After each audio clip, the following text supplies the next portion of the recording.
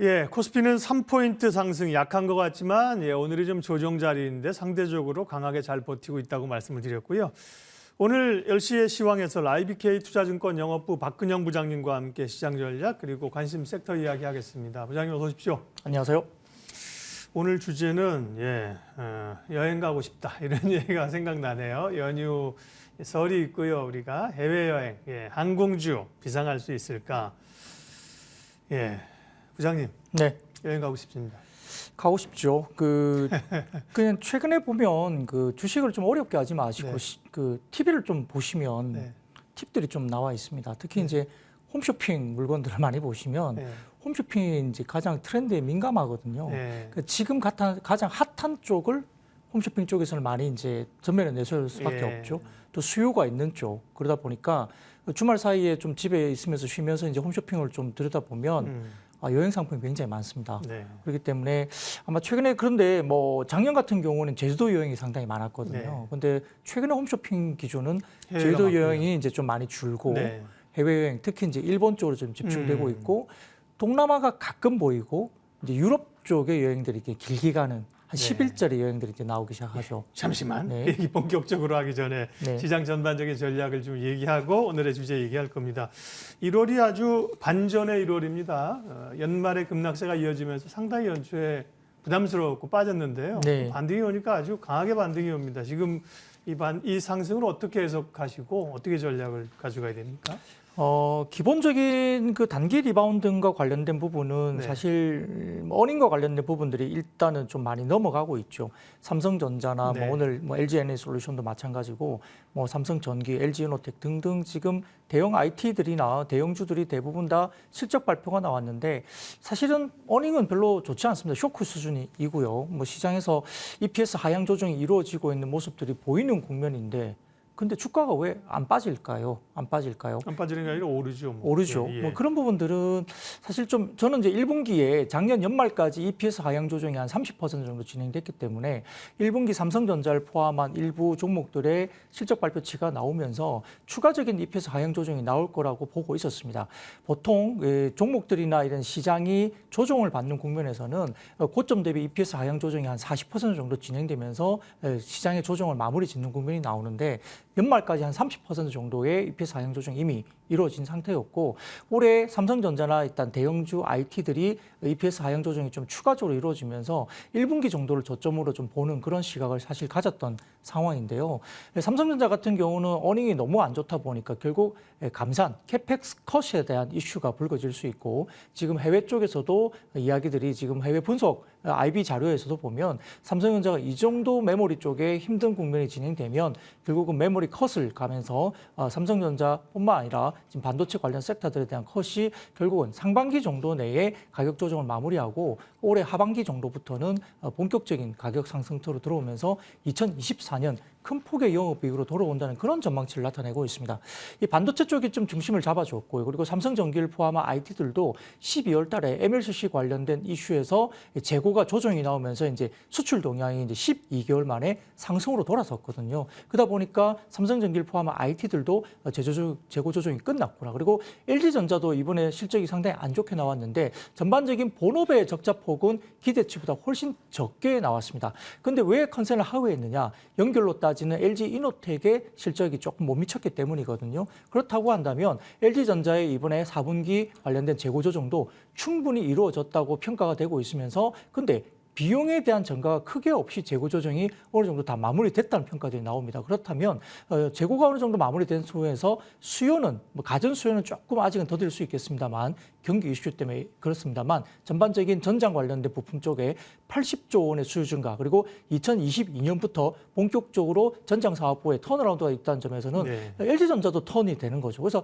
바닥론에 대한 IT 전기전자 섹터에 대한 대규모 지금 기관과 외국인들 매수세가 집어들면서 전반적인 시장의 흐름을 끌고 가는 부분. 실적에 대한 우려들이 선반영했다는 건데요. 그런데 그렇죠. 이제 고민은 여기서 이제 쭉 갈 수 있겠느냐 위로 어느 정도까지 이 기운을 몰고 갈 수 있을 것이냐가 이제 또 또 고민이잖아요.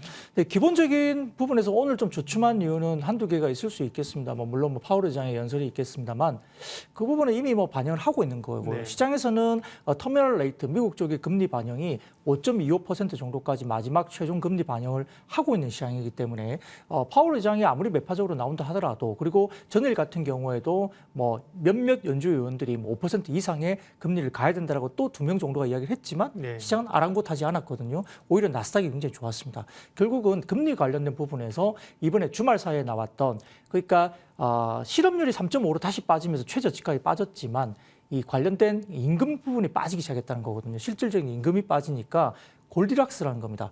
경기는 안 깨지면서 실업률이 어느 정도 유지가 되면서 어느 정도 임금이 빠지게 되면 인플레이션을 잡을 수 있는 그런 국면으로 갈 수 있기 때문에 시장은 조금 안도할 수 있는 부분들이 있다 보고요.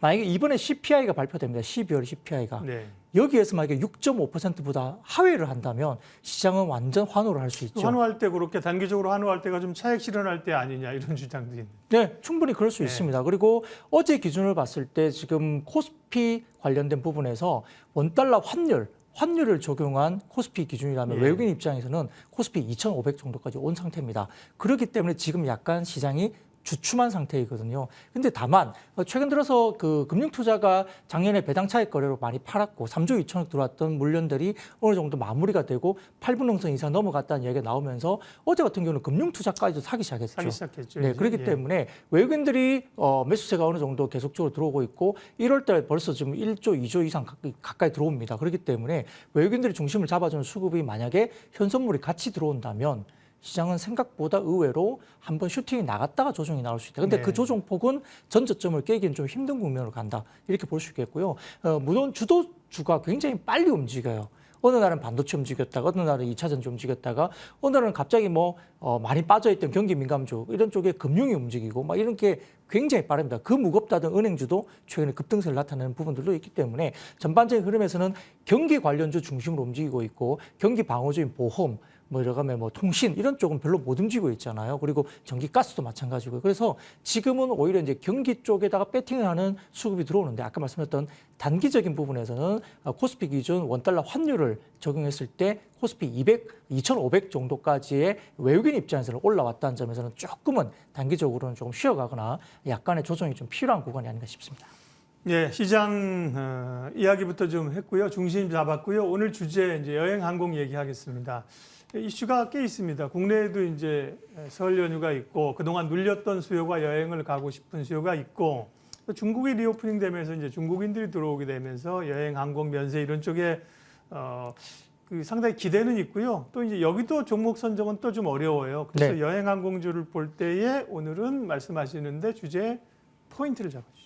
네, 결국 그 12월 연말 성수기 효과가 있는 상태고 아까 말씀드렸던 우리가 10월 달부터 시작된 일본 여행 관련된 부분은 가히 폭발적이라 볼 수 있습니다. 네.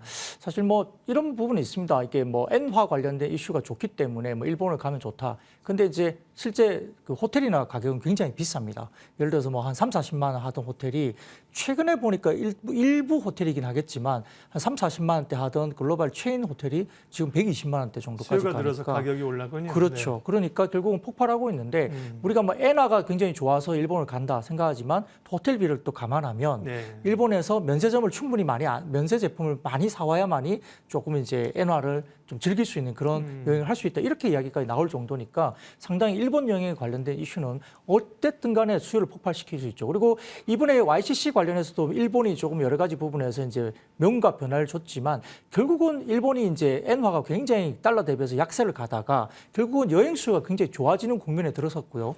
그다음에 기존에 지난 정부에서 일본 정부에서 통신비를 40%는 삭감해주는 그런 조치가 취해졌는데 그게 작년 연말에 마무리되면서 통신비가 결국 올라가니까 일본도 물가가 치솟을 수밖에 없는 구간이거든요. 그러니까 결국은 엔화 강세로 갈 수밖에 없는 구간이었기 때문에 이런 부분에서는 상당히 어떤 변곡점이 될 수 있다 볼 수 있습니다. 12월 국제선 여객수는 전월 11월 대비 32%나 증가했습니다. 10월, 11월도 좋았지만 12월도 또 증가했고요. 말씀드렸던 이연수 수요가 폭발한 일본 쪽의 노선이 42%나 12월에 또 늘었고요. 추운 결실을 피해가는 여행지로 또 동남아 역시 35%나 증가했습니다. 그 국적 LCC 기준으로 본다면 운항 편수를 35% 확대했는데 수요는 오히려 여객이 49%나 늘으니까 공급 대비 지금 수요가 굉장히 많다. 그러니까 항공의 공급이 제대로 또 안 될 정도로 수요가 많다고 볼 수 있는 상황이고요. 다만 이제 우리 국적기, 그러니까 뭐 대한항공을 포함한 국적기 같은 경우는 화물과 장거리 비즈니스 여행에서 충분히 이익을 벌고 있기 때문에 일본 증편에 사실은 무리를 별로 안 한 것으로 보입니다. 그래서 실질적으로 투자 관련된 모멘텀으로 본다면 일본의 수요 폭발은 장기를 하고 있는 대한항공보다는 조금 LCC 단기 노선을 갖고 있는 LCC 쪽이 좀 더 일본 항공편을 많이 하고 있는 사상 최고치를 기록한 항공 쪽이 좀 더 유리하다. 볼 수 있는 상황이고요.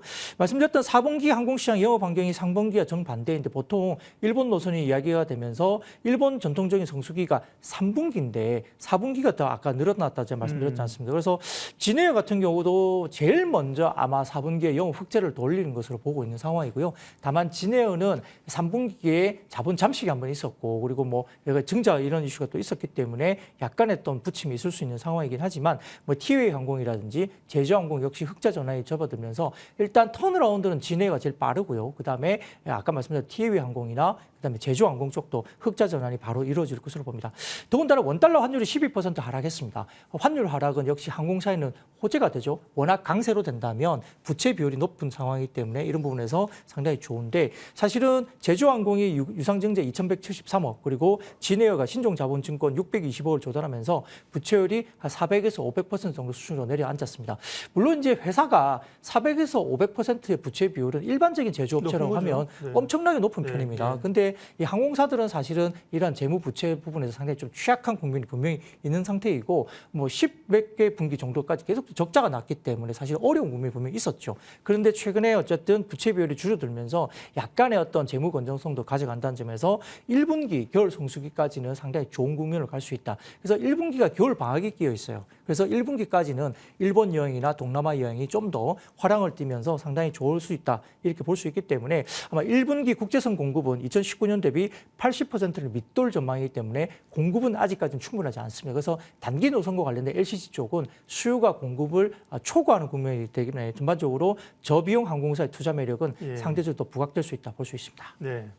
최근에 이제 우리 국민들이 주로 가시는 여행지는 말씀하신 일본하고 뭐 베트남, 동남아, 뭐 태국 이런 쪽이 제일 베트남 쪽도 굉장히 많이 가시고요. 오늘 이제 부장님의 포인트는 이제 일본인데요.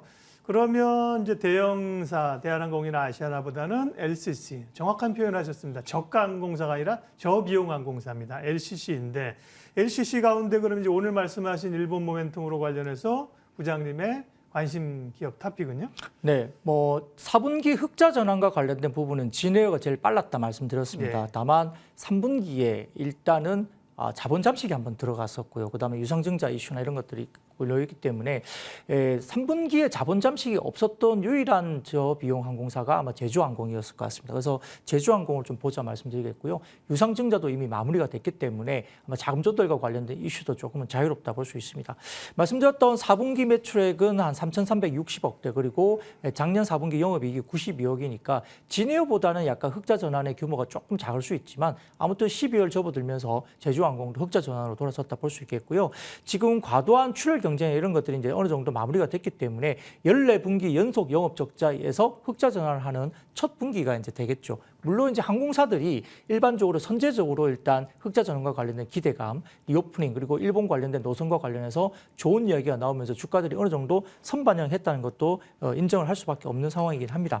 다만 3분기 말 대비 4분기 말 환율이 166원 하락하면서 영업외에서 외화 관련된 부분들이 이익으로 390억이 바로 들어올 수 있는 상황이기 때문에 흑자 전환과 관련된 이슈도 상당히 좋은 국면이고 추가적인 원화 강세가 좀 더 이루어진다는 점 아직까지는 괜찮다 볼 수 있습니다.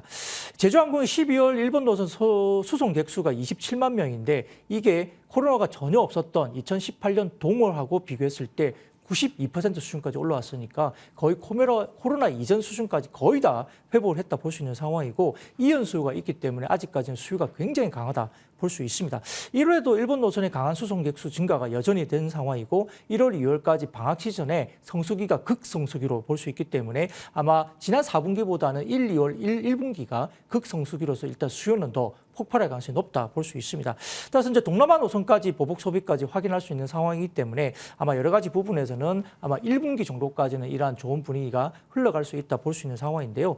그러나 계속적으로 좋다고 말씀드리긴 좀 어렵습니다. 예. 경기가 조금 이제 좋지 않은 국면을 가는 부분, 그리고 1월 극성수기가 지나면 2분기 정도 들어가면서 그 수요가 계속 이어질 수 있느냐는 예. 체크를 해보셔야 됩니다. 근데 이은 수요가 워낙 많다 보니까 뭐 일본 수요가 동남아로 또 접어들면서 일본보다 또 동남아가 많이 늘어나면 일본 수요가 조금 줄어드는 것에 대한 부분들이 수요가 또 어느 정도 갈 수 있다는 점도 그렇고요. 근데 일본 같은 경우는 아마 3, 4월에 또 이제 벚꽃 여행이 또 있습니다. 그렇기 때문에 일본 수요가 바로 좀 짧게 꺾이기가 좀 쉽지 않다는 분석도 있기 때문에 그렇습니다. 그래서 바닥에서 회복의 논리로 때 주가가 많이 올라갈 수 있는 상황이고 이미 그 논리 구조가 달콤하게 선반영됐다는 점도 우리가 인정을 해야 되기 때문에 겨울 이후에 지금 1분기 이후에 항공업계에 대한 업황이 차분히 올라가는 부분도 꼭 체크를 하셔야 될 거로 보입니다. LCC 진해은하 제주항공이 이제 여행 수와 관련해서도 낮다고 보셨고 그 가운데 탑픽은 제주항공입니다. 가격 전략 좀 알려주시죠.